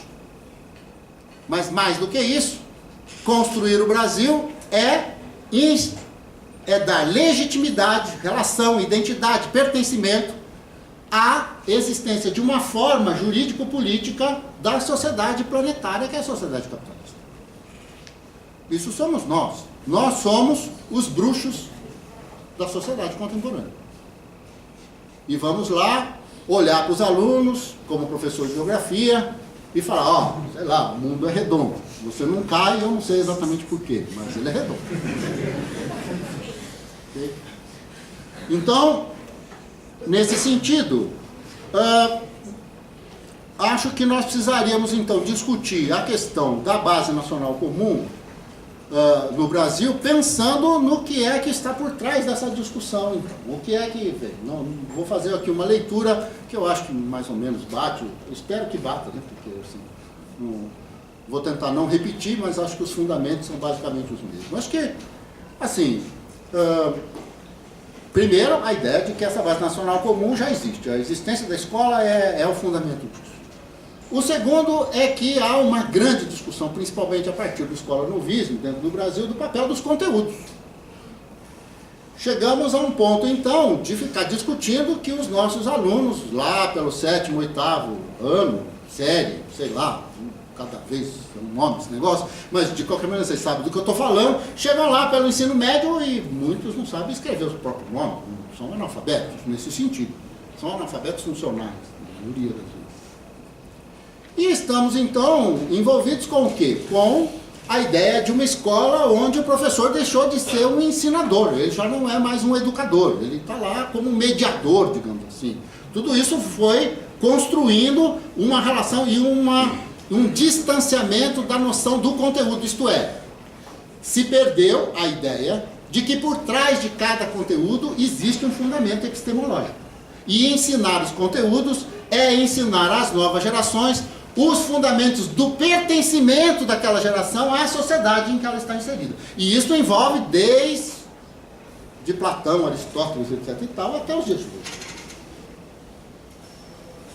Nesse sentido, então, a grande questão é que, ao nos separarmos, digamos, dos conteúdos, dos exercícios, da memorização, nossa, se existe um livro maldito nesse país, este livro tem o título de Caminho Suave. É a maldição generalizada. Você falou em Caminho Suave, o nego já vá de reto, Satanás. Sem considerar o fato de que 90% da nossa geração foi toda ela alfabetizada e nós nem sabemos exatamente por que afinal de contas a gente escreve a partir da Caminho Suave para falar mal da Caminho Suave. É uma coisa difícil. Mas nós, o Caminho Suave, para quem não sabe, é uma cartilha de sentido alfabético, né? Dentro desse contexto, então, nós fomos nos distanciando dos conteúdos e tendo, com a socialização da escola, com uma quantidade imensa de novas instituições escolares distribuídas pelo Brasil todo, principalmente a partir dos anos 60, 70, um processo de urbanização absolutamente acelerado. Milhões e milhões de pessoas vão viver, então, nas cidades, vão sair do campo. A ideia de alfabetização passa a ser uma ideia absolutamente necessária, não é, para se viver o mundo urbano.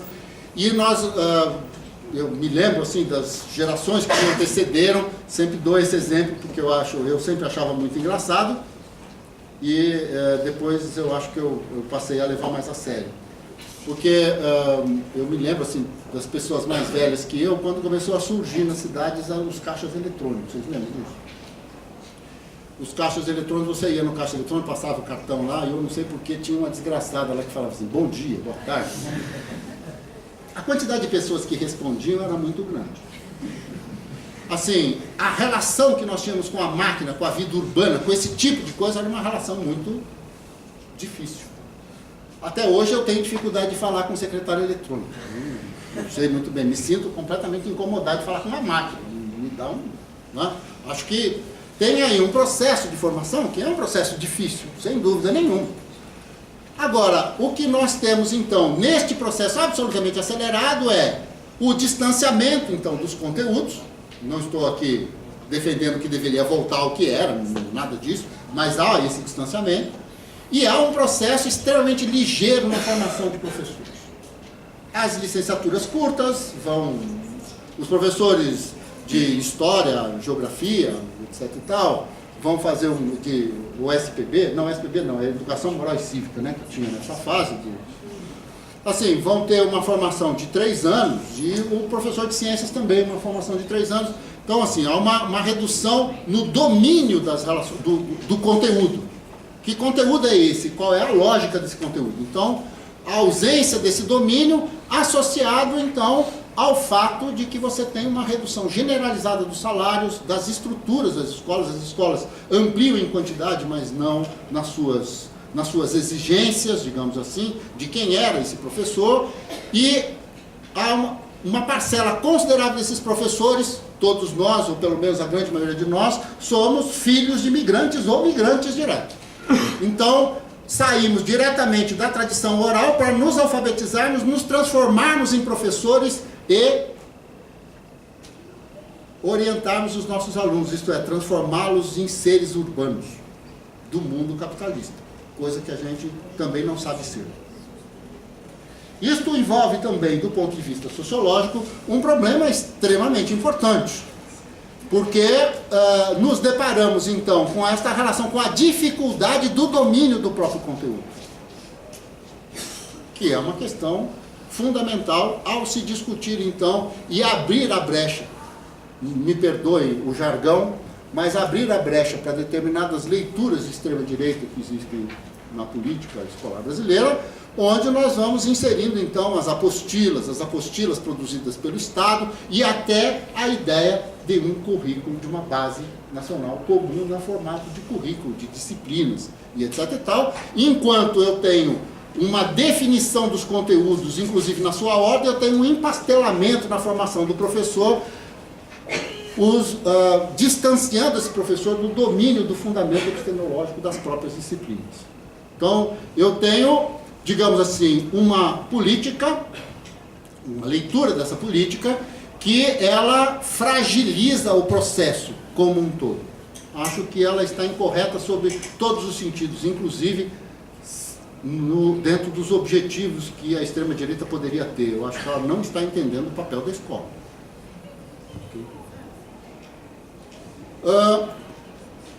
Diria então, para encerrar, e o café já chegou? O café não chegou, gente.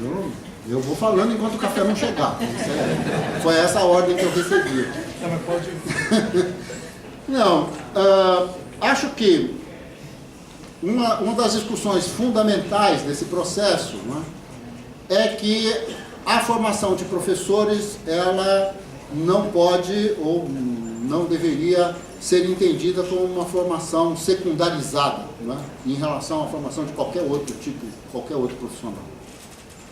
Na verdade, esse embate entre as licenciaturas e os bacharelados, como já foi colocado aqui, esse é um embate muito difícil de se resolver.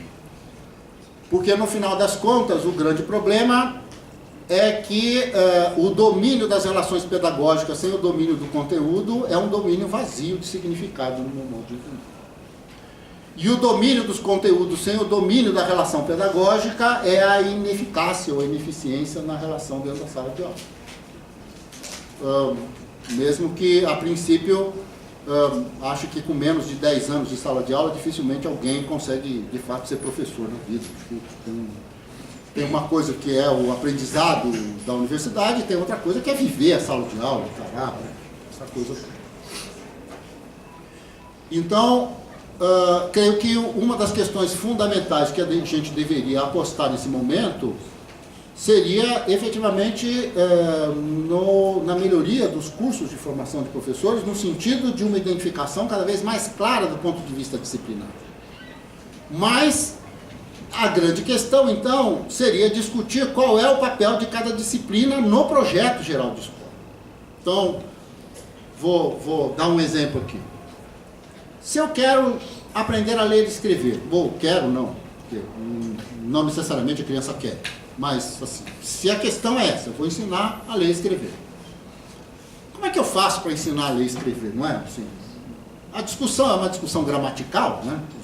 É um problema de substantivo, adjetivo, verbo, sujeito, objeto, sei lá. Como é que eu faço para ler e escrever se eu não tenho assunto? E onde estão os assuntos, né? Quer dizer, qual é o papel das disciplinas como biologia, química, física, geografia, história, sociologia, filosofia, qual é o papel das disciplinas que tratam dos assuntos. Porque se eu não tenho assunto, eu falo o que para quem? De que me resta saber qual é a posição do sujeito na frase se eu não sei qual é o significado da frase? E não sei em que medida ela se vincula com a cultura geral que está disponível. Acontece, então, que para que eu possa pensar que o ensino de geografia, ao identificar cada objeto, cada cidade, cada lugar do mundo, na verdade também é um processo de desenvolvimento da capacidade do vocabulário, da construção frasal, do desenvolvimento das capacidades cognitivas, das estruturas lógicas que envolvem o pensamento humano, eu preciso entender então esta relação entre as disciplinas, suas epistemologias e como que elas participam da formação da sociedade de uma maneira geral. E esta é uma discussão que não está colocada em jogo. Eu sempre pergunto, já virou uma pergunta banal, digamos assim, que é perguntar para os professores o que é que eles ensinam quando eles ensinam o que eles ensinam. E a grande maioria deles me respondem com os conteúdos que eles ensinam. E eu fico pensando, eu já dou aula há tanto tempo, né? Quando eu comecei a dar aula, até a União Soviética existia, era uma coisa incrível. Será que os meus alunos devem voltar a estudar comigo depois que a União Soviética acabou? O conteúdo mudou. Qual é o fundamento? O que é que eu ensino quando eu ensino com isso? E essa discussão ela está exatamente neste fundamento, digamos assim, que nos permite entender o significado da escola. Dentro disto que eu estou chamando de processo civilizatório, vamos dizer assim. Okay? Voltando a dois exemplos, um que já foi falado aqui e outro que eu estou falando, que é o de Moçambique. Acho que uma das questões mais importantes do governo moçambicano nesse momento é a construção da moçambicanidade. Isso faz parte da, digamos, da palavra de ordem, é a palavra de ordem central. E a escola é a ferramenta da construção da moçambicanidade. Porque a escola deve transformar todos que na sua grande maioria nem faz ideia que é moçambicano, nem faz ideia, aliás, que Moçambique existe em moçambicano. No Brasil nós já passamos essa fase. Uma parte considerável das tribos indígenas foram simplesmente mortas, a gente não teve que convencê-los de absolutamente nada. Não é? Por outro lado, a ideia da língua portuguesa, lá do Oiapoque ao Chuí, como se dizia nos velhos livros didáticos, da Serra de Contamana à Ponta dos Seixas, isto, vamos dizer assim, é uma instituição que está dada. Daqui a pouco nós estamos falando do direito inalienável de ser alfabetizado, isto é, de romper com todos os fundamentos das sociedades chamadas primitivas, se é que isso é um nome razoável, tradicionais, se é que a tradição não é uma modernidade. Bom, não importa, mas vocês sabem do que eu estou falando. Eu nem sei que nome dá para essas coisas. Né? Acho que os antropólogos conhecem melhor isso. De qualquer maneira, a grande questão é como é que nós nos relacionamos com isso? E a base nacional comum, qual é a proposta política que nós temos para isso? No caso da Finlândia, a minha informação é um pouco diferente. A informação que eu recebi, que eu vi na internet, mas também foi uma coisa rápida, não fui estudar isso não, é que o ensino médio na Finlândia, 70%, acho que do ensino médio, está relacionado ao estudo a partir dos fenômenos, o que significa um aprofundamento da noção de disciplinas, e não o seu empastelamento. Não me parece que essa é a ideia. Mas, de qualquer maneira, internet é internet, como dizia uma amiga minha, você acredita em internet? Eu não sei, vamos ver o que as notícias talvez venham por aí melhor fundamentadas. Para encerrar, porque eu não tenho mais nada para falar, não consigo mais enrolar vocês, acho que a ideia da proposta, de uma proposição, do entendimento da ação política nesse momento. Acho que para quem acompanhou a história das grandes reformas curriculares, seja nos diferentes estados do Brasil, seja os parâmetros curriculares, seja o que for, a ideia de empastelar o discurso sobre a escola no Brasil, ela tem se mostrado, sempre se mostrou ineficaz, inócua. Se existe um lugar de absoluta resistência, esse lugar está dentro da escola.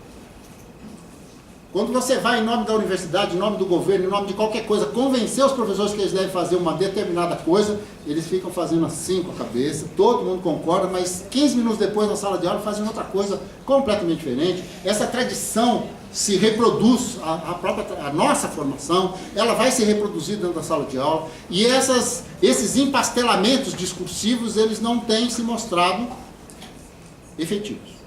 O que nós, digamos assim, isso tende a mistificar o papel do Estado, mesmo que, num dado momento, pela nossa cultura, digamos assim, não quero nem entrar nesse tema, porque isso já seria uma outra confusão, mas parece que nós estamos sempre pedindo ao Estado que nos diga o que nós devemos fazer, mesmo que a gente não faça, né, de alguma maneira. Então, sejam os parâmetros, sejam os currículos, bom, parece que existe uma certa promiscuidade, digamos assim, nesta relação entre o ato social, que é estar na escola e tudo mais, e o papel do Estado. Parece que tem sempre que nos dizer qual é o conteúdo e a gente vai lá e não faz. Então, é extremamente interessante eu sou autor de livro didático e assim, essa coisa do livro ser aprovado pelo PNLD. É uma coisa... parece que daqui a pouco um livro que não era nada virou uma coisa sábia. Isso. Então, o meu foi aprovado, não se preocupe com isso, mas assim, a grande questão é que ele não era mais sábio antes nem depois, nenhum de nós. Então, a grande questão é que isto é uma grande luta política. É essa que é a questão. Estamos na arena da luta política. E a busca dessa luta política, ao que me parece, ela envolve, então, ampliar, estimular, colocar como um fundamento da dinâmica da ação política o fortalecimento do poder de negociação, de barganha, de identificação dos professores, dos pais, das comunidades, etc. O que nós sabemos, eu não tenho os dados agora, né, acho que eu vou ter esses dados nas próximas semanas, mas quando eu trabalhei aqui um pouco na prefeitura, trabalhando com professores da rede pública, naquela época algo em torno de 25% dos professores da rede pública de São Paulo, da cidade de São Paulo, mudavam de escola todo ano. É quase que 100% dos professores, se for pensar estatisticamente, a cada 4 anos eu tenho outra escola. O que é um impedimento absoluto da relação entre o professor e a sua comunidade, o professor e o conhecimento, o desenvolvimento de tudo isso. Então, nós temos uma escola que é quase uma rede de lojas. Umas casas pernambucanas, ou seja lá o que for. Onde as pessoas saem, voltam, vão, e etc. E tal. Então, todo esse processo social que envolve a construção do conhecimento, do vínculo, da subjetividade do conhecimento, ela está em questão. Não é só um problema de colocar temas um atrás do outro. É um problema de ordem social, é um problema de ordem política, é um problema de ordem econômica, e é uma questão, inclusive, até sindical, digamos assim, do ponto de vista de como se organiza o trabalho dos professores na rede pública, na rede privada, a diferença disso, não é? A estabilidade que existe em relação a uma coisa e outra, e a formação das elites no Brasil. Então, acho que é uma discussão complexa, como se disse aqui, não é? De extrema complexidade, porque ela está em jogo o próprio formato da ação política no Brasil. Assim. Nós reivindicamos. Eu escrevi um texto, e vou encerrar por aqui, coloquei lá no meu blog, um texto maluco, estava colocando dessa associação entre nós e o futebol. Nós votamos, saímos às ruas, reivindicamos, vamos ao estádio de futebol, xingamos o juiz, o bandeirinha, falamos mal do centroavante, mas não jogamos. Essa é uma questão fundamental. Precisamos tomar a política nas nossas mãos. E isso significa disputar poder. E as formas de organização dentro da escola, das tribos, das comunidades, do movimento do sem terra, do etc., elas estão efetivamente relacionadas para que a gente possa aprender a exercer poder. Sem isso, perderemos sempre, independente da qualidade da proposta que vem. Bom, vamos ao café, né? Muito obrigado.